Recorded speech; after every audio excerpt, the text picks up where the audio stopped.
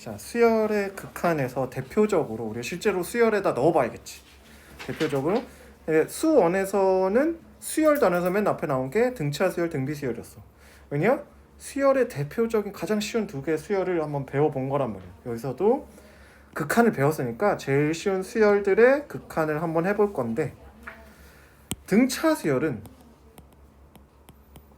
계속 더해지거나 계속 빼지기 때문에 극한이 항상 발산이야. 그래서 안 배워. 그래서 등비 수열만 할 거다. 그래서 등비 수열 잘 보면 아래 n제곱, 그러니까 초항이 1인 거, 첫 번째 항이 1이고 공비도 미쳤네. 첫 번째 항이 공비랑 똑같은 경우, 아주 단순하게 해서 이런 식의 등비 수열은 수열 발산이 어떻게 되는지 한번 알아보자. 이거를 사실은 몇 가지 예를 들어서 막 해봐야 되는데, 2의 n제곱 2, 4, 8, 16, 32 점점 커지잖아. 이거 무한으로 발산. 이렇게 해서 이렇게 여러 가지 해보면 1보다 클 때는 점점 크기가 커지기 때문에 무한대로 발산이다. n제곱을 하면 1일 때는 1의 n제곱은 그냥 1이니까 수렴. 1보다 작은 애들은 점점점 작아져. 근데 뭐가 작아지냐? 크기가 작아져. 절대값이 점점 작아지기 때문에 수렴한다. 2분의 1, 4분의 1, 8분의 1 이렇게 되면 분모만 커지고, 반대로 음수여도 마이너스 2분의 1, 4분의 1, 마이너스 8분의 1, 16분의 1 이런 식으로 플러스 마이너스 가지만 분모만 엄청 커지고, 혹은 전체 절대값이 0에 가까워져서 수렴한다. 요거는 어떻게 증명하는 게 아니고 체험적으로 아는 거지. 그래서 요 정도는 당연히 안다라고 생각하는, R이 마이너스 1보다 작을 때는 플러스 마이너스가 바뀌면서 절대값이 점점 커져. 점점 커져서 마이너스 무한대라고 하면 안 돼. 마이너스 무한대가 아니고 크기가 이렇게 2, 마이너스 2, 4, 마이너스 8, 16, 마이너스 32, 64 이런 식으로 점점 절대값이 커져서 발산인데, 알아둬야 될 것은 이런 경우에도 R의 n제곱의 절대값은 무한대다. 이런 거를 알아둬야 돼. 왜냐? R의 n제곱의 크기가 무한대니까 R의 n제곱 분의 1은 0이 된다는 거를, 이 경우에 R의 n제곱 분의 1은 0이 된다는 거를 알아둬야 풀리는 문제들이 있으니까 그건 좀 알아두자. 크기가 커진다. 플러스 무한대분의 1이나 마이너스 무한대분의 1이야 둘 다 0이잖아. 이 정도 왔다 갔다 하기 때문에. 근데 우리는 요 중에서 수렴하는 애들만 관심 있어. 지워버릴까? 수렴하는 애들에 특히 관심 있으니까 요거랑 요거에 집중해서 언제 수렴하냐 이런 걸 물어본다고. 그러면은 R이 마이너스 1보다는 크고 1보다 작거나 같을 때 수렴한다. 내가 아까 말을 하나 잘못한 게 있는데, R이 마이너스 1보다 작을 때만 R의 n제곱분의 1이 0이 되는 거지. R이 마이너스 1이면 그냥 1 마이너스 1, 1 마이너스 1 이렇게 왔다 갔다 하니까 그냥 진동이지. 하여튼 뭐 포인트는 뭐 그런 걸 잘 알아들었을 거라 생각하고, 자, 등비 수열이 수렴하기 위한 조건은 이렇게 된다. 요거 외워두고, 등비 수열 첫 번째 항이 따로 있는 경우는 첫 번째 항이 0이거나 공비가 이런 경우, 너무 당연한 말처럼 보이지만 이게 문자로만 돼 있는 식에선 조금 헷갈려서 빼먹을 수 있다. 그냥 알아두고 넘어가자. 요게 이게 제일 중요해요. 그리고 경우 나눠서 다 해봐야 되는 경우도 있고. 자, 보자. 등비 수열의 극한.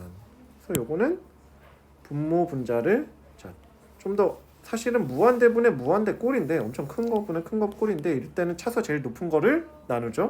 근데 지수함수, 막 약간 지수함수나 그렇게 생각을 하면 밑이 제일 큰 게 차수가 높다고 생각하면 돼. 이렇게 지수로 나와 있는 경우는. 그래서 3의 n제곱으로 분모 분자를 나눠주면 왜 크다고 생각하면 되냐면, 3의 n제곱분의 2의 n제곱, 얘는 이렇게 되고 얘가 3분의 2의 n제곱이 돼서 1보다 절대값이 1보다 작기 때문에 얘가 0이 되는 거지. 이렇게 계산이 된다. 마찬가지 여기서도 보면은 제일 큰 게 뭐냐? 5의 n제곱이네.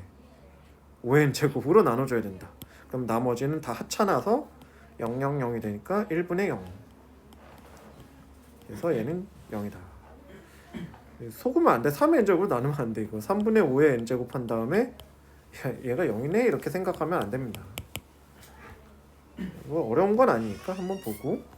자, 변형돼 있는 거 이렇게 돼 있어. 일단은 그렇다고 치고 분모를 보면은 합으로 돼 있네.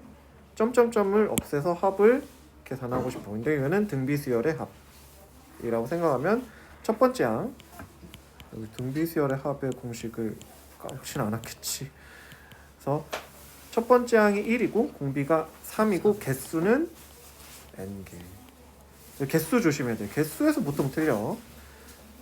1이고 3 빼기 1에 1에 3의 n제곱 빼기 1 그러면 2분의 3의 n제곱 빼기 2분의 1 그러면 차수가 제일 큰 게 3의 n제곱 밑이 큰 게 3의 n제곱이니까 3의 n제곱으로 분모 분자를 나눠주면 정리가 될 거다. 3의 n제곱 3의 n제곱 해서 그래 너 잘났다. 계산이 참 잘하네. 밑에 있는 거 계산 열심히 해보고 개수 조심. 자 이렇게 문자로 나와 있는 거에 대해서 수렴 조건을 그냥 묻는단 말이야. 이게 R의 n제곱 형태니까 R이 마이너스 1보다 크고 1보다 작거나 같다. 그냥 부등식이네. 2차 부등식이지. 얘가 이렇게 되니까 왼쪽 한번 풀고 오른쪽 한번 풀고 둘 다 만족하는 거 겹쳐주면 된다.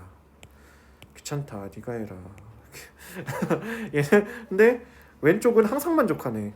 항상 0보다 커서 판별식 0보다 작으니까 오른쪽은 근을 구해주면 이렇게 된다. 별거 아니에요. 뭐 등비 수열을 가정한 2차 부등식 얘도 마찬가지. x가 0인 경우 첫 번째 항이 0인 경우랑 얘가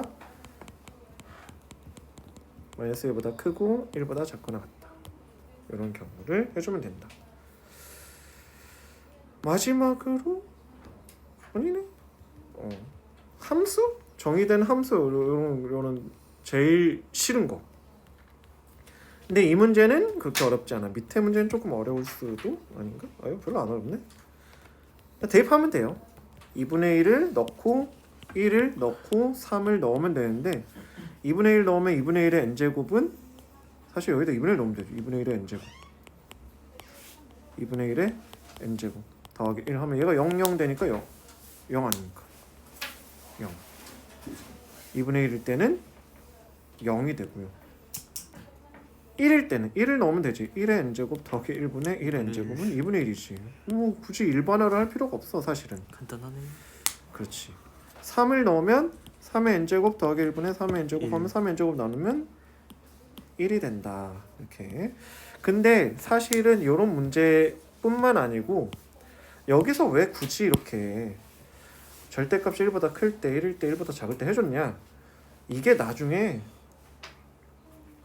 이런 방식으로 연속이라든지 뭐 미분 가능이라든지 이런 데 섞어가지고 나와. 함수식을 다 구해야 될 때가 있어. 그래서 요렇게도 한번 생각을 해줘야 될 필요가 있지만 지금은 적응을 한 단계니까 대입해서 값에 따라서 이 계산 방식이 다 달라지는구나. 그러니까 1보다 절대값이 클 때 작을 때 1일 때는 다 다르구나 라는 것만 알아줘도 이 밑에 문제를 풀 수 있겠지. 하지만 밑에 문제를 풀 수 있다고 숙제를 다 풀 수 있다고 생각하면 안 되지. 그래서 이 내용은 한 번쯤은 읽어보고 뭘 하는 건가 이해는 해줬으면 좋겠다. 여기가 1, 2분의 1, 0이니까 그게 아니고 무슨 여러 가지 x에 대한 다항식으로 나오는 경우가 문제가 많이 나올 거야. 다음에 한번 적응을 해보자. 요게 요 부분이 조금 원래는 어려운 문제인데 좀 쉬워졌네. 우울하고.